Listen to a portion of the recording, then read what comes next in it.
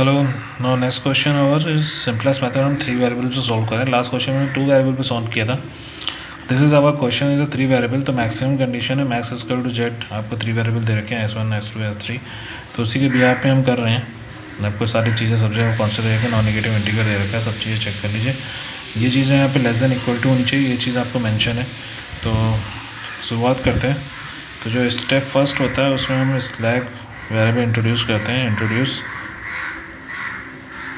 Slack variables हम कितने कर रहे हैं, S1 S2 S3। 3 इक्वेशन दे रखे हैं, इसे 3 स्लैक वेरिएबल इंट्रोड्यूस करेंगे। Okay, introduce slack variables introduce कर रहे हैं। तो सीधे सीधे हमारा जो हो जाएगा max equal to Z equal to x1 + 3x2 - 2x3 + 0s1 + 0s2 0s3। और जो सब्जेक्ट ऑफ कॉन्स्टेंट्स है वो हो जाएंगे 3x1 - x2 + 2x3 + s1 = 7। ये इनइक्वालिटीज़ को इक्वल करने के लिए हमें स्लैक वेरिएबल इंट्रोड्यूस करने पड़ते हैं। अब दूसरे इक्वेशन में आपका -2x1 + 4x2 + s2 = 12 हो जाएगा। -4x1 + 3x2 + 8x3 + s3 = 10। और जो आपका सब्जेक्ट ऑफ कॉन्स्टेंट्स है, जो आपका नॉन नेगेटिव इंटीग्रल है, वो सेम लिखेंगे x1 S2 S3 तक है। तो S1 S2 S3 सब 0 नॉन नेगेटिव इंटीग्रल हो। तो ये आपका हमने सबसे पहले इंट्रोड्यूस कर दिया स्लैक वेरिएबल। अब हमें क्या करना है, इसको टेबलर फॉर्म में कन्वर्ट करना है। टेबल फॉर्म में कन्वर्ट कर देते हैं। टेबल फॉर्म में कन्वर्ट करने के लिए स्टेप 2 होता है टेबल फॉर्म में कन्वर्ट करने के लिए जितने भी हमें वेरिएबल्स होते हैं उनको हम लिख देते हैं x1 S2 x3 S1 S2 S3। x1 के पीछे x भी होता है तो x भी हम लिख देते हैं। x b के ऊपर सीजे सबसे पहला काम होता है ऑब्जेक्टिव फंक्शन को लिखना। तो जो हमारा मैक्स जो दे रखा है दैट इज़ ऑब्जेक्टिव फंक्शन। तो ये x1 के ऊपर -x1 है तो -1 लिखेंगे, +3 है 3, -2 है ये 0 0 0। ठीक है, अब बाकी x1 जो है हमारी इक्वेशन है वो लिख लेते हैं। 3 है, -1 है, 2 है, 1 है, 0 0। इसी तरह से दूसरा -2 है, 4 है, x3 नहीं है तो 0। यहाँ पे x3 नहीं है इसलिए हमने 0 रिप्रेजेंट किया। s2 है, s1 नहीं है, s2 है, 0 0। तीसरा आपका क्या है, -4 है, 3x2 है 3, s3 पे आपका 8 है, s1 नहीं है, s2 नहीं है, s3 1 हो गया। x भी क्या होता है आपका ये वाली 7 12 10 x भी हो गया। इसके पीछे बेसिक होता है जो स्लैक वेरिएबल हमने इंट्रोड्यूस किया दैट इज़ अ बेसिक होगा। जो उनका कोफिशिएंट होगा दैट इज़ हम जो रिप्रेजेंट करेंगे वो आपका 0 0 हो गया। ठीक है, तो अब जो हमारा फर्स्ट टाइम जो होता है जेड जे हर बार जो होता है हमारा फर्स्ट टाइम में 0 0 0 0 0 होता है। तो देन इज़ CJ - ZJ कर देंगे। CJ - ZJ करेंगे तो ये वाली -1 आ जाएगी। 3 को 0 से माइनस करेंगे 3 आ जाएगा, -2 को 0 से करेंगे -2 आ जाएगा, 0 0 0। जो मैक्सिमम वैल्यू है वो यहाँ पे हो गई that is a maximum value. तो मैक्सिमम वैल्यू मिल जाएगी हमें, मैक्सिमम वैल्यू से हमें कॉलम मिल जाएगा। तो कॉलम हमारा यहाँ तक कॉलम आ गया। तो हम रेशियो निकाल लेंगे। रेशियो क्या होता है, एक्स बी और जो मैक्सिमम कॉलम होता है वो हमारा वही उसी का रेशियो होता है। तो एक्स बी कितना है आपका 7 है, तो 7 को डिवाइड किया -1 से, 12 को 4 से डिवाइड करेंगे और 10 को 3 से डिवाइड करेंगे। तो ये आ जाएगा 4 दूनी 4 4 12, ये 3 3 9 3 3 9 3.33 समथिंग आएगा। ये आपका नेगेटिव में आ जाएगा। नेगेटिव वैल्यूज़ को हम लेते नहीं हैं तो ये -7 आ जाएगा दैट इज़ नेगेटिव। तो नेगेटिव वैल्यूज़ को हम कंसिडर नहीं करते हैं। पॉजिटिव जो सबसे कम है मिनिमम है वो 3 है, 3 इज़ अ मिनिमम वैल्यू। तो हम जो मिनिमम वैल्यू होती है जिस रो में हमारी मिनिमम वैल्यू मिलती है उस रो में हम देखते हैं ये हमारा जो मिनिमम वैल्यू का रो है और ये मैक्सिमम। तो ये हमारा जो हो गया ये that is a pivot element.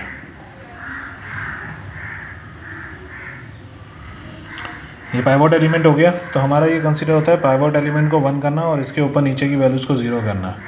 Okay, ये हमारा कंसर्न होता है इसमें जब हम पाइवोट वैल्यू निकाल लेते हैं। और ये पाइवोट वैल्यू जो निकली है वो आपके x2 डिसीजन वेरिएबल में निकली है और उसके सामने s2 है। तो ये s2 कन्वर्ट हो जाएगा किसमें, x2 में कन्वर्ट हो जाएगा और इसके साथ जो कोफिशिएंट है वो भी यहाँ कन्वर्ट हो जाएगा। तो दूसरी टेबल हम बना लेते हैं। दूसरी टेबल्स पे हम स्टार्ट कर रहे हैं। अब देखिए पहला काम होता है इसको 1 करना। पहले मैं टेबल का कुछ फॉर्मेट बना लूँ क्योंकि बाकी जो फॉर्मूला उसी के बिहाफ पे बनेंगे। तो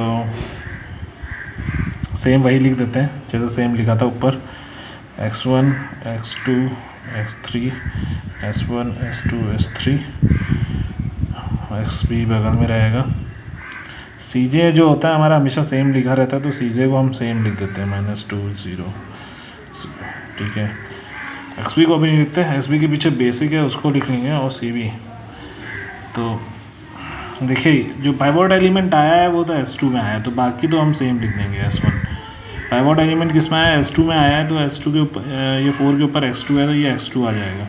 s3 को सेम लिख देंगे, s1 और s2 3 की वैल्यू तो 0 है, x2 का जो कोफिशिएंट है वो 3 है, तो हम यहाँ पे 3 लिख देंगे, ठीक है। अब देखिए क्या करना है, जब पाइवोट एलिमेंट आया है वो सेकेंड रो में आया, तो आप ये देखिए यहाँ पे क्या है, ये रो 1 हो गई, ये रो 2 हो गई, ये रो 3 हो गई। अब इसको 1 कन्वर्ट करना है तो सीधे सीधे है भैया, जितना नंबर है उसको डिवाइड कर देंगे, उतने नंबर से आराम से कन्वर्ट हो जाएगा। तो पहली इक्वेशन हमेशा बनेगी r2 = r2 अपॉन 4, ये आपकी पहली इक्वेशन हो गई।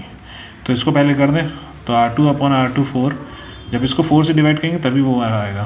तो s2 की वैल्यू यहाँ पे s2 हो गया, तो 12 को 4 से डिवाइड कर दिया, r2 की वैल्यू 12 है, इसको 4 से डिवाइड कर दिया, 4 दूनी 12, ठीक है। ये -2/4 आ जाएगा, 4 4 1 हो गया, 0/4 हो गया, 0/4 आपका 0/4 हो गया, ये 0/4 हो गया, ये 1/4 हो गया, और ये 0 हो गया।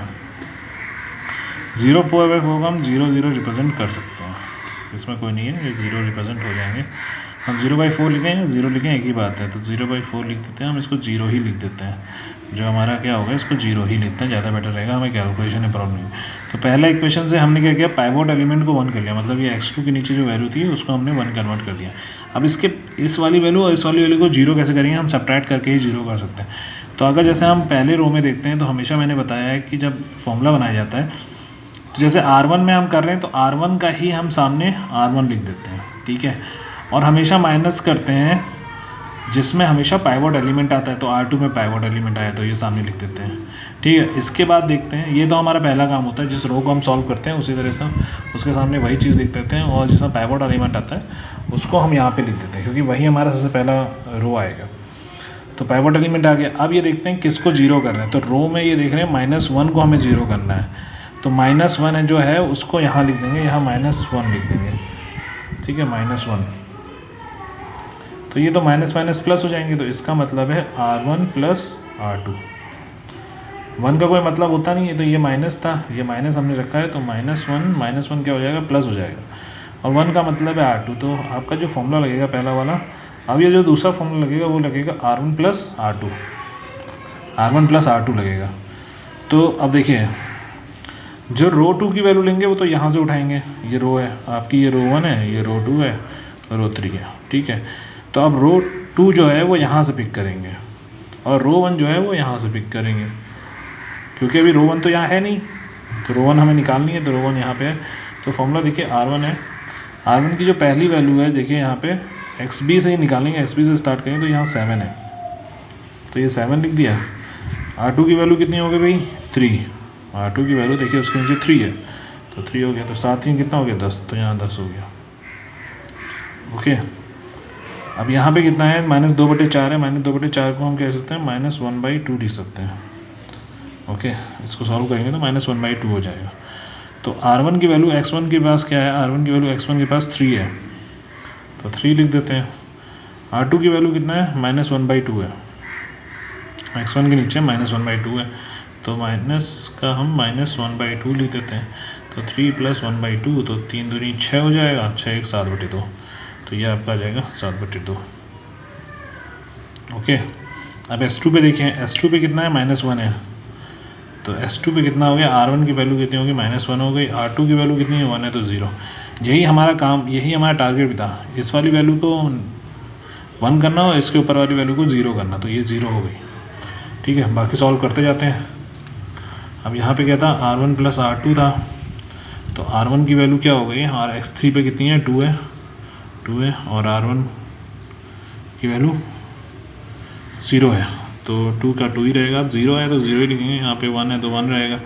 अब देखिए 1 है, 1 को 0 से प्लस करेंगे 1 ही आएगा, यहाँ 0 है तो 0, यहाँ है -1/4 हो जाएगा।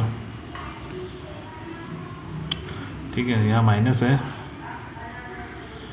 ये माइनस है, ये है, तो 1/4 हो गया, तो 1/4 हो गया तो 0 तो माइनस करेंगे 1/4 से, यहाँ तो प्लस हो रहा है ना मेरे ख्याल से, 1 + R2 तो ये प्लस हो जाएगा 1/4 प्लस 1/4 ही रहेगा।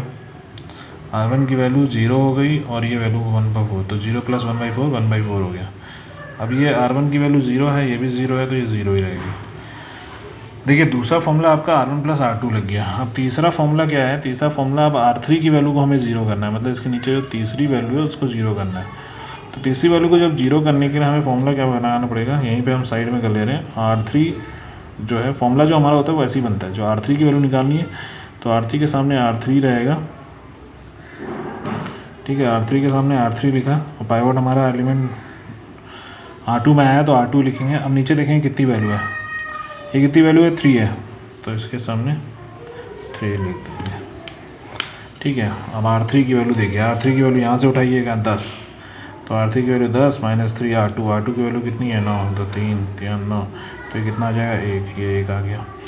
R3 की वैल्यू यहाँ कितनी है -4, तो आप -4 लीजिए, -3 है। R2 की वैल्यू कितनी हो गई -1/2, -1/2 ले लीजिए, तो ये -4 हो जाएगा प्लस 3/2 हो जाएगा, 2 चौको 8 प्लस 3/2, तो -5/3, सॉरी -5/2, तो ये हो गया -5/2, -5/2 हो गया। ठीक है, अब क्या है, अब दूसरा R3 की वैल्यू अब क्या है, यहाँ पे x1 पे निकाल लिया, अब R3 3 है यहाँ पे, तो R3 की वैल्यू 3 हो गई, -3 R2 की वैल्यू कितनी है 1 है, तो 3 1 3 हो गया, 0 हो गया, 0 आ गया।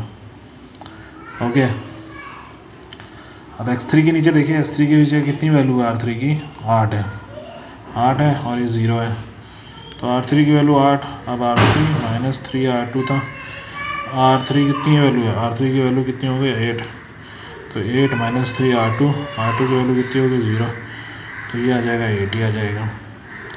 ये 0 है, ये 0 है, तो वही 0 ही आएगा, इंटू करेंगे 0 -3 × 0 करेंगे 0 ही आएगा। ओके, R3 ये हो गया। अब S2 के नीचे देखें, S2 के नीचे भी 0 है, 0 है। ठीक है, 0 -3 × R2 की वैल्यू 1/4 है, तो -3/4 आ जाएगा। और ये 1 है, R3 की वैल्यू यहाँ पे 1 हो गई, -3 × R2 की वैल्यू 0 है, तो यहाँ पे 1 आएगा। ये आपका आ गया। ठीक है, जब ये वैल्यू आ गई है आपकी, तो सीधी सीधी बात है, इसके नीचे आपका ZJ की वैल्यू आ जाएगी। अब ZJ की वैल्यू कैसे आएगी, देखिए पहली बार में तो वैल्यू जो होती है वो तो 0 मानते हैं, लेकिन हमें ZJ की वैल्यू अब डिपेंड करती है, क्योंकि पहली बार में जो कोफिशिएंट ऑफ बेसिक होता है वो 0 होता है, इसकी वजह से जिससे भी इंटू करेंगे वो 0 होता है। अब इस वाली इक्वेशन में देखिए, इसमें क्या है, ZJ निकालने के हम देख रहे हैं, यहाँ 0 है तो 0 ही होगा, लेकिन ये जो है यहाँ पे CJ आपकी जो है वैल्यू है वो 3 है, तो अब यहाँ पे ZJ की 3 की वैल्यू है, तो 3 को यहाँ से इनसे इंटू करते हैं, तो 3 1 -2 है, तो यहाँ पे हो जाएगा -3/2। ठीक है, यहाँ पे हो जाएगा 3 1 जा 3, 3 का 0 से इंटू 0 और 3/4 और 0। हमेशा क्या होता है, CB का इंटू होता है x से, पहली बार इससे होगा, फिर इससे होगा, फिर x3 से होगा, तब ये वैल्यू आएंगी। ठीक है, ZJ आपका आ गया, CJ -ZJ कर दें, CJ -ZJ किया तो -1 -3/2 -1 + 3/2 हो जाएगा, तो -2 + 3/2 हो जाएगा, तो ये कितना हो जाएगा 1/2, तो ये आ जाएगा 1/2। CJ -ZJ हो जाएगा, 3 से 3 0 हो जाएगा, -2 का 0 से क्या -2 हो जाएगा, 0 0 हो जाएगा, ये -3/4 हो जाएगा, ये 0 हो जाएगा। तो सबसे मिनिमम वैल्यू कहाँ मिल रही है, ये मिल रही है 0.5 पॉजिटिव की। ये क्वेश्चन तब तक सॉल्व होता रहेगा जब CJ -ZJ की वैल्यू नेगेटिव हो जाए, या सारे जो भी स्लैक वेरिएबल हैं वो डिसीजन वेरिएबल में कन्वर्ट हो जाए, तो ये आपकी जो ये आपका है वो आपको मिल जाएगा। अब इसके बगल में हमें क्या है, रेशियो निकालते हैं, रेशियो निकाल लेते हैं। तो रेशियो निकल रहा है, तो 7/2 है, यहाँ पे आपका 1/2 है, तो 7/2 और 1/2 आपका आ जाएगा। यहाँ पे 7/2 है और ये 1/2, यहाँ 7/2 नहीं होगा, ये 5/2 होगा। 1 मिनट चेक कर लूँ मैं। 0 था तो 7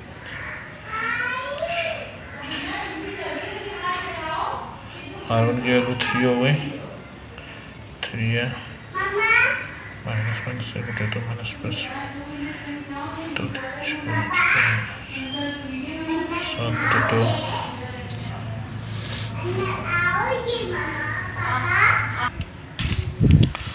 तो यहाँ पे देख रहे हैं, यहाँ पे जो वैल्यू है ये देखिए R1 प्लस R2 था, तो 3 यहाँ पे माइनस की जगह हमने माइनस नहीं लगाना चाहिए, यहाँ प्लस लगाना चाहिए था। तो 3 प्लस क्या हो गया, 2 3 6 हो जाता है यहाँ पे, और 2 3 6 -1 होता, तो ये आता है आपका 5/2। यहाँ पे थोड़ा सा मिस्टेक हो गई, कैलकुलेशन में थोड़ा सा प्रॉब्लम है। आप 7 की जगह हम 5/2 लिखेंगे,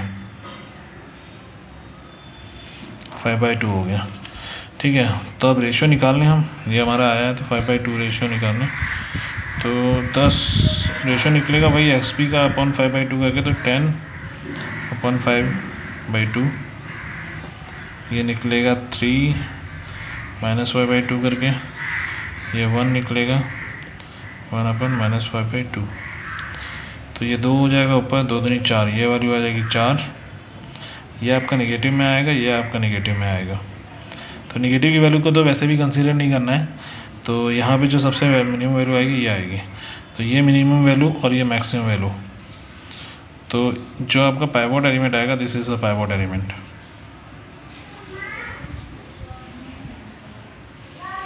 ये पाइवोट एलिमेंट आ गया आपका 5/2, ठीक है। तो ये पाइवोट एलिमेंट जो आया है वो आपका x1 पे आया, तो यहाँ s1 कन्वर्ट होकर x1 पे आ जाएगा, उसके सामने जो कोफिशिएंट ऑफ बेसिक आएगा वो -1 आएगा। तो मतलब ये जो क्वेश्चन जाएगा वो तीसरे टेबल तक जाएगा, तीसरा टेबल क्या चौथा टेबल तक भी जा सकता है क्वेश्चन, तो उसी के आगे सॉल्व करते रहते हैं। अब देखिए इसके आगे सॉल्व करने जा रहा हूँ, तो वैल्यू तो सेम है, हम जैसे वैल्यू वेरिएबल लिखते हैं वैसे ही सेम करते हैं।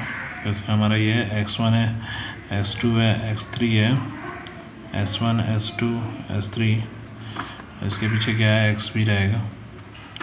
cj हमारा सेम रहता है, cj की वैल्यू -1 है, 3 है, -2 है, 0 है, 0 है, 0 है, ठीक है, ओके। x3 के पीछे बेसिक होता है, बेसिक अब यहाँ जो पाइवोट एलिमेंट आया है वो आया है x1 पे, और x1 और -1, तो अब यहाँ पे जो पाइवोट एलिमेंट हो जाएगा s1 जो होगा, s1 जो है यहाँ पे वो हट जाएगा, वो x1 आ जाएगा, और x1 का जो जो x1 यहाँ पे आ जाएगा, और कोफिशिएंट ऑफ बेसिक जो आएगा वो -1 यहाँ पे आएगा। यहाँ पहले से s2 था तो s2 हमेशा रहेगा, 3 रहेगा, s3 है तो s3 0 हो जाएगा। जो चीज़ें हैं s1 बस चेंज होगा, बाकी s2 की वैल्यू 3 रहेगी, s3 की वैल्यू 0 हो जाएगी, तो ये आ गई, ठीक है, ओके। अब इसमें क्या आया है, R1 पे आया है, ये जो आया है वो R1 है, ठीक है। तो अब इक्वेशन यहाँ से चेंज होएंगी, इक्वेशन यहाँ पे भी लगेंगी, तो रफ वर्क के लिए अलग से लाइन खींच दे रहे हैं क्योंकि रफ बहुत होता है इस पर। तो ये आपका R1 है, जहाँ पे पाइवोट टेबल आई है, पाइवोट एलिमेंट आया, दैट इज़ R1। तो इसको कन्वर्ट करना होता है तो 5/2 R1 जो होगा वो क्या हो जाएगा, इसको पलट देंगे 2/5 R1, जो वैल्यू है उसको डिवाइड करना है, तो जैसे यहाँ पे 5/2 है तो 2/5 कर दोगे, आपकी वैल्यू आंसर सेम आएगा, 2 2 कट जाएगा, 5 कट जाएगा, तो 1 आना है। तो हम इसलिए R1 को क्या करते हैं, R1 को 2/5/R1 कर देते हैं। तो XB से चेंज करते हैं, XB 10 है, XB 10 होगा तो 5 2 से 10, यहाँ पे XB की वैल्यू आ जाएगी 4, रख के देख लीजिए, 2/5 है इंटू 10 हो जाएगा, तो 5 2 4 आता है, तो 4 आ गया। R1 आपको कहाँ से लेना, R1 यहाँ से उठाना है, R1 जो पिक करना है वो यहाँ से पिक करना है, यहाँ से हमें बस फॉर्मूले में रखते जाना है। R1 को 2/5 से किया तो XB को 2/5, तो 10 इंटू 2/5 तो कितना, 5 2 10, और ये हो गया। अब 5/2 है तो 2/5 है, और R1 की वैल्यू कितनी होगी, 5/2 हो गई, तो 5 5 कट गया, 2 2 कट गया, 1 आ गया। तो हमारा x1 पे हमें क्या करना था, 1 लाना था, 1 ला दिया। x2 की वैल्यू 0 है हमारी, R1 की मतलब x2 की वैल्यू 0 है, तो जो भी आएगा वो 0 ही आएगा। x3 की वैल्यू 2 है तो ये 4/5 हो जाएगा। R1 की वैल्यू बस 2 है तो 4/5 हो गया। S1 की वैल्यू 1 है तो ये 2/5 हो गया, ठीक है। ये 1/4 है तो 2, 5 है, 1/4 है तो ये हो जाएगा 2 दूनी 4 तो 1/10 आ जाएगा, तो x/10 आ गया। यहाँ 0 है तो 0 आ जाएगा। ये R1 सॉल्व हो गया। अब R2 क्या करना है, देखिए R2 की वैल्यू, अब इसके नीचे की जो वैल्यूज़ हैं जैसे -1/2 है, -5/2 है, इनको हमें 0 कन्वर्ट करना है।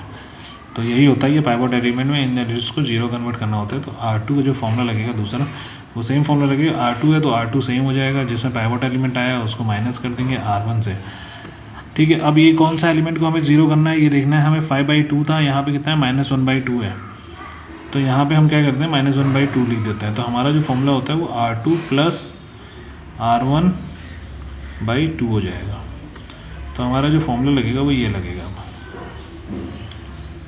ठीक है, तो ये फॉर्मूला बनाने का तरीका हुआ आपका कि किस तरह से आप फॉर्मूला बनाएंगे। तो जब ये फॉर्मूला बनाएंगे तो R2 + R1/2 हो गया। तो अब R2 की वैल्यू कहाँ से पिक करेंगे, यहाँ से पिक करेंगे XP से। तो R2 की वैल्यू हो गई 3 + R1 की वैल्यू हो गई 4/2, तो 2 दूनी 4 हो गया, ये आ जाएगी वैल्यू आपकी 5। ठीक है, R2 की वैल्यू हो गई, अब यहाँ से उठाएंगे -1/2 है तो -1/2 R2 की वैल्यू हो गई, प्लस R2 की वैल्यू, R1 की वैल्यू 1 है 1/2, तो यहाँ पे आ गया 0। यही हमें करना था, x1 पे इसको 1 करना था, इसको 0 करना था, देखिए 0 आ गया। अब यहाँ पे क्या है, R2 की वैल्यू 1 है, R1 की वैल्यू 0 हो गई, तो यहाँ पे आ जाएगा 1। ठीक है, R2 की वैल्यू क्या है यहाँ पे, x3 के नीचे 0 है तो x3 के नीचे 0 हो गई। ठीक है, थोड़ा सा ये पुरानी टेबल्स पे देखना पड़ेगा आपको। तो R3 की वैल्यू देखिए, R3 की वैल्यू क्या हो गई, यहाँ पे देखेंगे आप 0 हो गई। अब यहाँ पे देखिए हमने क्या निकाला था, S2 तक की वैल्यू निकाली थी। x3 पे क्या था, x3 पे आपका देखिए R2 की वैल्यू क्या है, S3 पे आपकी वैल्यू 0 है, तो 0 हो गई आपकी। R2 है प्लस R1/2 है। ठीक है, तो R2 पे वैल्यू क्या है, x3 की 0 है। ठीक है, और R1 पे वैल्यू आपकी क्या हो गई, 4/5 इंटू 1/2 हो गया, R1/2 है तो 4/5 हो गया बटे 2, मतलब बटे 2 लिखिए तो यही आएगा, तो 4/10 हो जाएगा। तो 2 दूनी 4, 2 पंचे 2/5, तो ये कितना हो गया 2/5।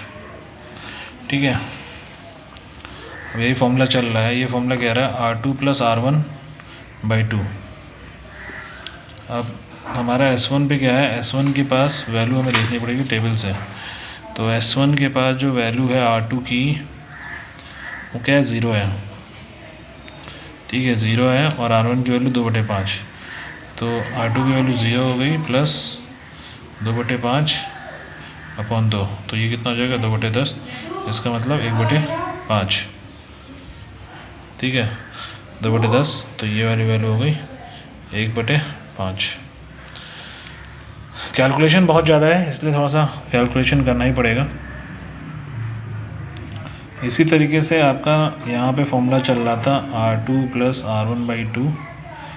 तो अब देखिए S2 पे क्या है, S2 पे वैल्यू आपको देखनी पड़ेगी। R2 की क्या है 1/4, तो R2 के कितना है 1/4 हो गया, और R1 की वैल्यू कितनी हो गई 1/10/2, तो ये हो जाएगा 1/4 + 1/20, तो 4 पंचे 20, 1 20, 6/20, तो ये हो जाएगा 2 3 6 10, 3/10, तो ये आ जाएगा 3/10। यहाँ पे डेसिमल में वैल्यू नहीं लिखी जाती है, हम इसी में इस तरह की वैल्यूज़ लिखते हैं। तो ये आपकी 3/10 हो गई। इसी तरह R2 की वैल्यू क्या होगी, S3 पे देखेंगे तो R2 की वैल्यू S3 पे क्या है 0, तो ये 0 हो गया, प्लस R1 की वैल्यू कितनी हो जाएगी, 0 है तो यहाँ 0 ही होगा। ठीक है, अब तीसरी हमें S3 की वैल्यू निकालनी है। S3 में क्या है हमारा 5/2 है भाई S3 के लिए, तो हम यहीं पे थोड़ा सा सॉल्व करते हैं। यहाँ पे एक रफ वर्क ले लेते हैं, उस पर हम रफ वर्क कर लेंगे इतने पे। तो यहाँ रफ वर्क कर रहे हैं, अभी S3 बचा हुआ है मेरा, तो ये दैट इज़ R1 था, ये R2 हो गया हमारा। अब R3 निकाल लें हम, तो R3 जो निकालेंगे तो सेम फॉर्मूला यूज़ करेंगे, R3 = R3 माइनस हमारा पाइवट जो एलिमेंट आया था वो R1 में आया था, तो R1 ही लिखते हैं। ओके, तो पाइवट एलिमेंट जो आया है वो हमारा R1 में ही आया है, तो R1 लिखेंगे। अब यहाँ पे जो वैल्यू है ये देख लेते हैं, ये कितनी है -5/2 है, इसको हमें क्या करना है, 0 करना है। तो -5/2 है, इसको 0 करना है, तो हमें इतना ही वैल्यू लिखनी पड़ेगी। तो -5/2 यहाँ अंदर लिख लेते हैं, -5/2। तो फॉर्मूला हो जाएगा आपका R3 + 5/2 R1। ठीक है, माइनस माइनस ओपन किया, ठीक है, तो ये चीज़ हो गई। तो अब सॉल्व करते हैं। XB की वैल्यू जो थी वो कितनी है, XB की वैल्यू जो थी S3 पे 1 थी, तो R3 + 5/2 R1 कर रहे हैं। तो R3 + 1 हो गया, 5/2 हो गया। R1 की वैल्यू कितनी हो गई, R1 पे वैल्यू जो है XB की 4 हो गई, तो 4 हो गया। तो 2 दूनी 4 हो गया, 5 दूनी 10, 10 1 + 1 11 आ गई। तो ये वैल्यू जो हो गई वो 11 आ गई। ठीक है, अब वही चीज़ है, अब दूसरी जगह पे लगाते हैं, R3 + 5/2 R1। तो R3 की वैल्यू जो देखते हैं, R3 की वैल्यू अब क्या है यहाँ पे -5/2 है। तो ये -5/2 हो गई, ये 5/2 हो गई, और R1 की वैल्यू यहाँ पे देखते हैं कितनी है, 1 है, तो 1 हो गई, तो ये 0। तो हमारा जो ये था, हमारा क्या था, x1 के नीचे हमें इसको 1 करना था, बाकी दोनों को 0। तो देखिए 1 है, बाकी दोनों को 0 कर लिया। ठीक है, तीसरा निकाल लेते हैं। तीसरी वैल्यू हमारी जो है R3 की वैल्यू 0 है, x2 पे हमारी 0 वैल्यू चल रही है, तो 0 + 5/2 R1। R1 की वैल्यू हमारी कितनी है, 0 है, तो ये भी हमारी 0 हो गई भाई। ठीक है, x3 के नीचे देख लेते हैं हमारी कितनी वैल्यू है, R3 की वैल्यू 8 है, तो R3 की वैल्यू 8 हो गई।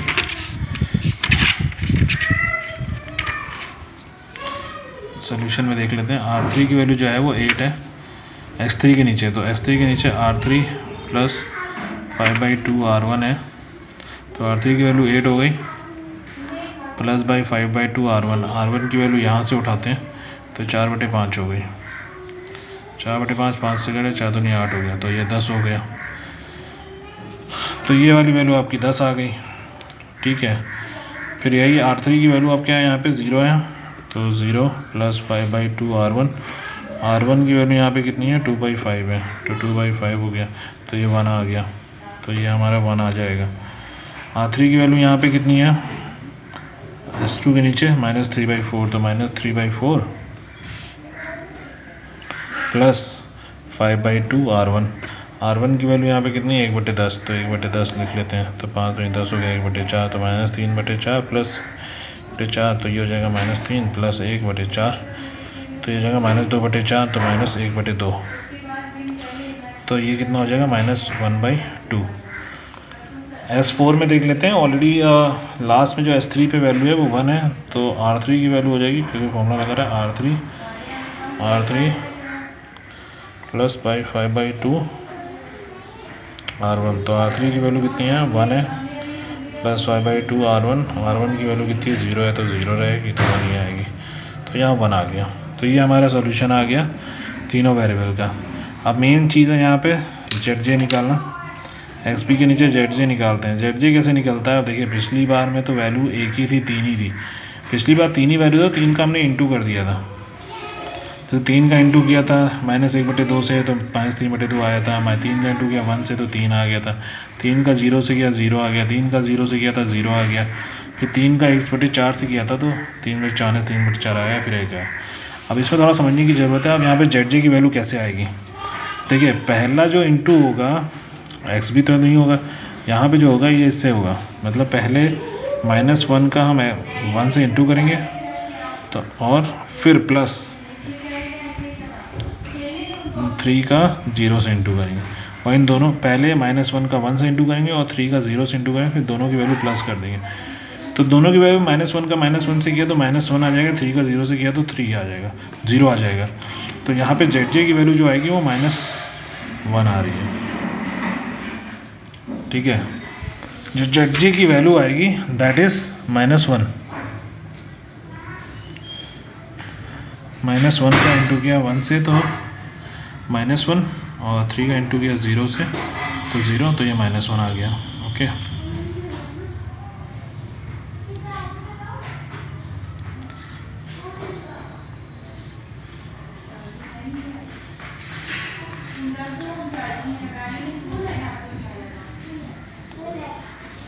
-1 का 1 से किया, x1 पे 1 आ रहा है, 1 ही आएगा, ठीक है। -1 है, 3 है, 0 है, ठीक है, 0 हो गया। z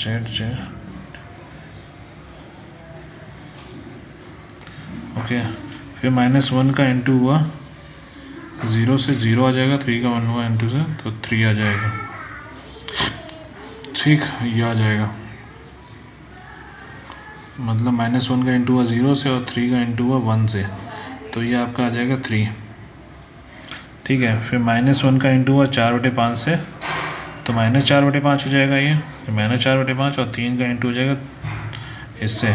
तो यहाँ पे जो वैल्यू आएगी -4/5 प्लस 3 का 2 से इंटू 3 दूनी 6/5, तो ये हो जाएगा 5 है 4, माइनस प्लस 2/5, ये 2/5 आएगा।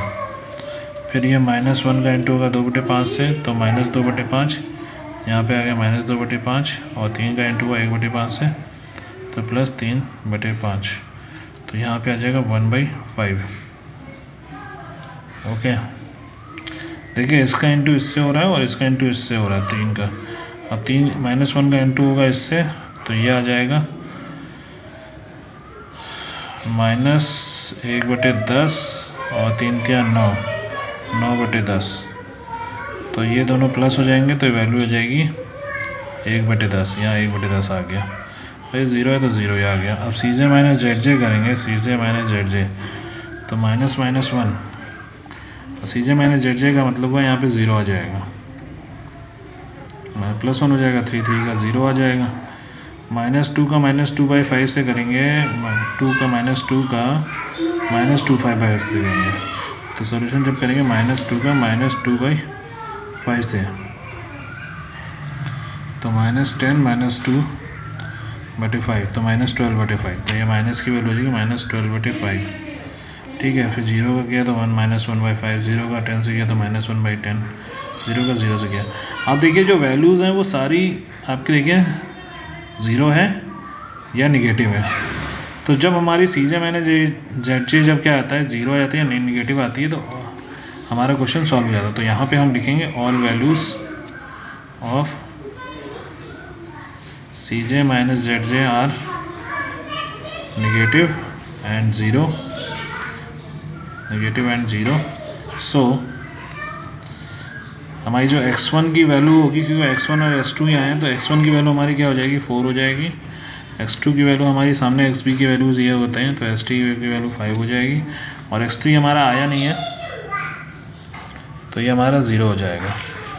और मैक्सिमम जेड की बात करेंगे, जब मैक्सिमम जेड की बात करेंगे तो मैक्सिमम जेड का जो 3 वेरिएबल का क्वेश्चन था ये, उस पर अगर ध्यान देंगे तो मैक्सिमम जेड का जो 3 का क्वेश्चन था ये था, जो क्वेश्चन था वो आपका, मैं यहाँ देख रहा हूँ, जो मैक्सिमम जेड का क्वेश्चन था वो आप यहाँ देखेंगे तो जेड की जो इक्वेशन थी -x1 + 3x2 - 2x3, ठीक है। तो जेड में तो -x1 + 3x2 + 3x2 - 2x3, तो x1 की जानते हैं -4 हो जाएगा यहाँ पे, s2 का 3 × 5 हो जाएगा, 2 की s3 की वैल्यू 0 हो जाएगी, तो ये हो जाएगा -4, 3 × 5 = 15, -2 0 आ जाएगा, 15 में से 4 गया 9 आ जाएगा, तो z की वैल्यू कितनी आ जाएगी 9 आ जाएगी।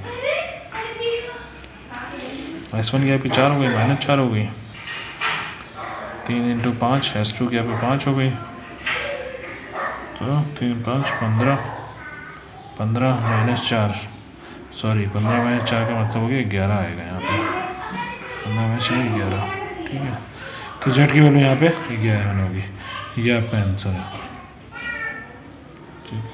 Okay, thank you.